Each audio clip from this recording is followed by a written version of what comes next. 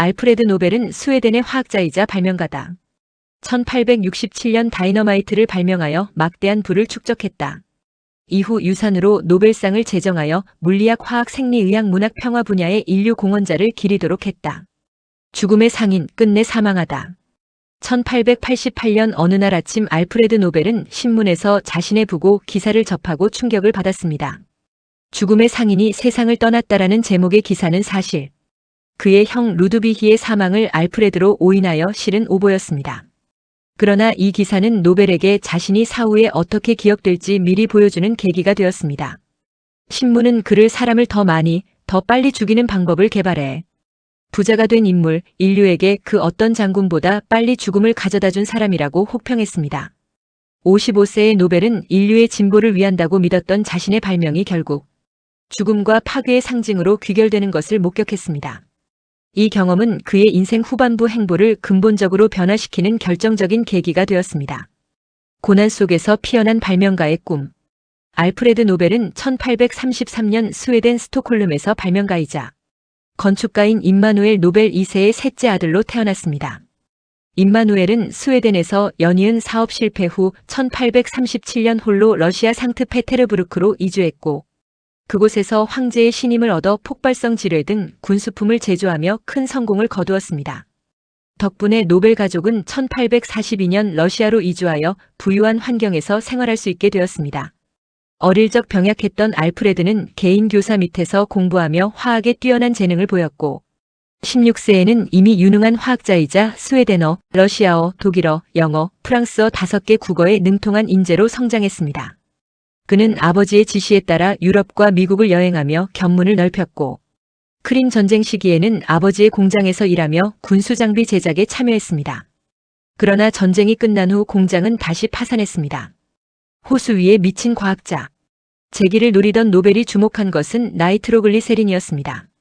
흑색 화약보다 폭발력이 월등했지만 작은 충격에도 터지는 탓에 악마의 액체로 불리는 물질이었습니다. 1864년 비극이 닥쳤습니다. 실험 도중 공장이 대폭발을 일으켜 막내 동생 에밀과 직원들이 목숨을 잃은 것입니다. 스웨덴 당국은 즉시 시내에서의 실험을 금지했고, 사람들은 그를 가족까지 죽인 미친 과학자라고 손가락질했습니다. 하지만 그는 멈추지 않았습니다. 시내에서 쫓겨난 후 멜라렌 호수 한가운데에 바지선을 띄우고 그 위에서 목숨을 건 실험을 계속했습니다. 흔들리는 배 위에서의 고독한 사투 끝에 1867년 마침내 액체 폭약을 규조토에 흡수시켜 안전하게 만든 고체 폭약을 발명해냅니다. 바로 다이너마이트의 탄생이었습니다. 유럽 최고의 부호. 다이너마이트는 운하 건설과 터널 굴착 등 산업 현장의 풍경을 바꿨고 노벨에게 막대한 부를 안겨주었습니다. 그는 전 세계에 90개가 넘는 공장을 세우고 355개의 특허를 따내며 유럽에서 가장 부유한 방랑자가 되었습니다. 하지만 화려한 명성 뒤편의 인간 노벨은 지독히 외로웠습니다. 평생 독신이었고 우울증에 시달렸습니다. 말년에는 아이러니하게도 지병인 협심증 치료를 위해 자신이 평생 연구했던 폭약 성분인 나이트로글리세린을 처방받아 복용해야 했습니다. 위대한 유산의 탄생.